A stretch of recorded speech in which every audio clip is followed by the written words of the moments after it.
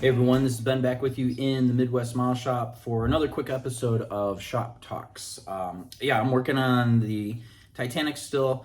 I finished the rigging up and some other things. I was getting ready to start taping that segment, and then I had to hit the road. I'm on my way home today, so I thought I'd do this quick video because someone made a comment or emailed me, and I really do apologize. I couldn't find it. They asked about addressing the idea of detailing and my philosophy of of pressing on. When is enough enough? How do you handle all the complicated parts in one of these giant kit builds, and how do you keep everything in perspective? And the answer to that, there's several parts. So let's just talk about Titanic, for example, or the Missouri. Warships are kind of easier than the Titanic, so maybe we'll talk about Titanic. The first thing that I do is I look at the big picture. What is it that I want to create when I'm done? And if you're not a visual person and you don't have a vision in your head or can't do that, look at the box art on the front. Get yourself an idea of what this thing should, generally speaking, look like when I'm finished. That's the goal. The reason that I say that is, even though the 1/200 scale ships are huge and they offer up tons and tons and tons of detail, 90% of the time you're going to be looking at them in your house at a glance, and you're going to see the whole thing. And that's really when it should look right to you. I have several ships in my house. I have several models that I keep and have displayed, and I just walk by them. I rarely stop and look at what I just built. And when people come over and visit, they don't get a lot of, they just kind of look at it and talk about it, and they think it looks great, and that's it. Very rarely is someone looking up close at it with a magnifying glass. So that's the perspective that you need to keep. Now, when you start building it, warships are easy sub-assemblies, right? And warships are built as sub-assemblies. So you just turn each little section into a model kit. Titanic's hard. Titanic doesn't have a lot of sub-assemblies. You very quickly start dealing with the mass of the ship. So from that perspective, you still have to break down everything into a sub-assembly in your mind. You need to say, for example, Titanic's hull is an easy one. All right, I'm going to paint the thing red. You need to just push everything out of your mind. You need to decide what red you're going to use, how you're going to prime it, and that's it. That's all you're doing right now on that build. And use your airbrush, use a spray can, use whatever you want to use to get the paint on, and apply it. And then the red simple, you could call it good when it's done. I mean, unless the paint didn't go on well or you had some sort of trouble, that's really all there is to it. When you get down into the smaller detail work, though, things are a little easier to manage, such as detail inside of the rooms, or working on each of the funnels, right? I'm coming up on the lifeboats and all the davits that go along with that. How do you know when enough is enough? So what I do is I gather up my parts and I take a realistic look at what do I have here in front of me. And by now, hopefully, you know what your skill level is and what can you really hope to accomplish. If you know that you could detail every single rivet and put little grease marks on and get the grease zerks on the davits and everything like that, the question you need to be asking yourself is, do I need to do all that? If you're like, there's no way I have that skill level, I'm not even there, that's fine. You just need to look at, what do I have to do to make it look right in my mind? What does right in my mind look like? Well, most of the time it's a view from way back, far away. The way you're going to see the ship most of the time. So I will take a lifeboat and I'll paint it up, and I'll look at the little details because I'm holding it real close to my face, or maybe I've got a magnifying glass, and I will do the best that I can within my skill set and what's reasonable with time. And then I'll put it down in front of me. And usually that's how I look at most of my models, is they're on the desk, the workbench in front of me, about 1.5 feet away. And if it looks good at that distance, it's going to look spectacular even further away. So when I get up closer to it and I work on it and I say, okay, I'm happy with this detail. I like the way that this looks.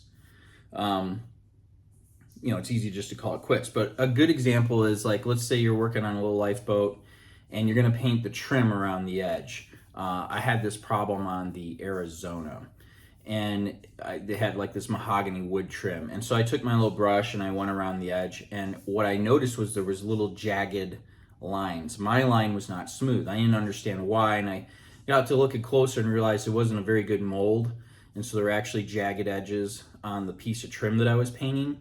And so it created, up close, a crummy line. And that was very irritating to me. So what I did was I cleaned it up a little bit, the plastic a little bit. I touched it up, and I put it back on the bench. And I realized, I still am blessed with pretty good vision right now, that I couldn't see it anymore. Yeah, if you got up close to it, you could see it. You guys can all see it on the camera because I'm zoomed in way close. Everything on a giant big screen TV stands out, right, like a sore thumb. But I realized at that point that just looking at it at a glance, you couldn't notice. When you put it on the ship, that's absolutely not what I'm looking at. I don't even see it anymore. I don't even remember after a while that I made a mistake. That's another fun thing about all this. I have people come into the channel and they subscribe, and they're going through, for example, the Arizona build, or I had a guy just recently comment on one of my wingnut wing builds. He said this was an excellent video, great work. I built that kit like 7 years ago, 8 years ago. I have to watch my videos now to remember some of the stuff that was involved. And I'll get questions from people who've just discovered things, and that was years ago, and I don't recall, and I have to go look at the model or look at the instructions, or I reference the video to jog my memory. You're not going to notice, you're not going to remember that you made that little error or you had this little imperfection after a while. Now, some of you are saying, oh, I'll know. I'll look at it and I'll see that every single time.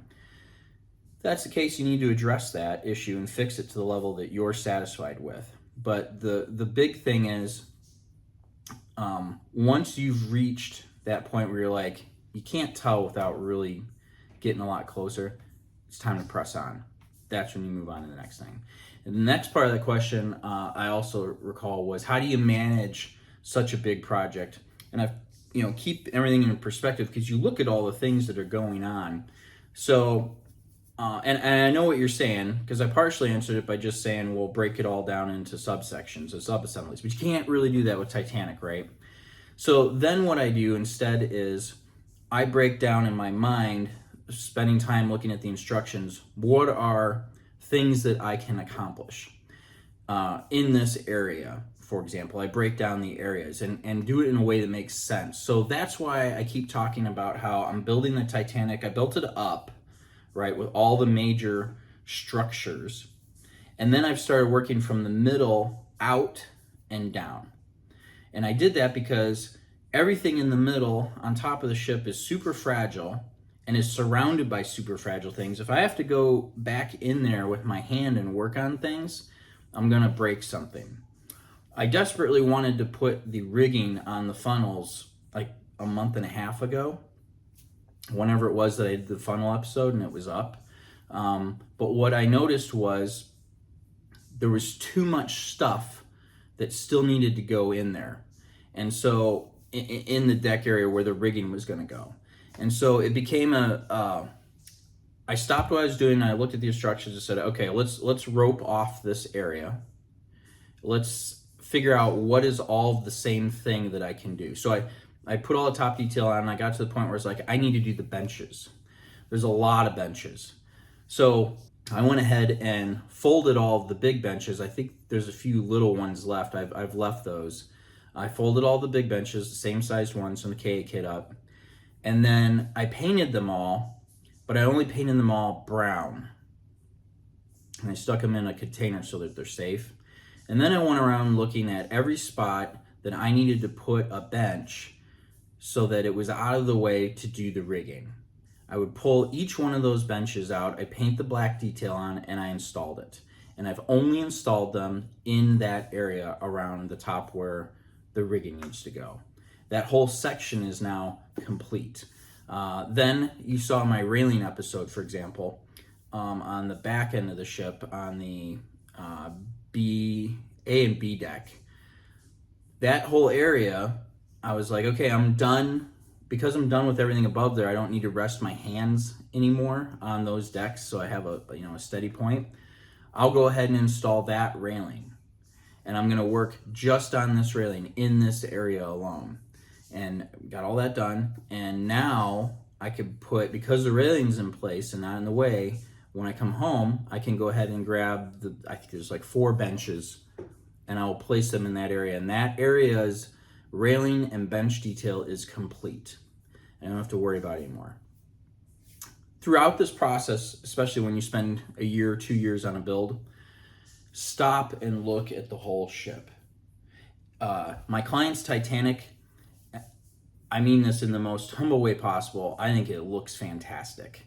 And what I mean is the kit lines, right? Not just the work I've done, but because when you step back, it's just it's red and black and then white, and then now you've got your funnel colors, and that's it.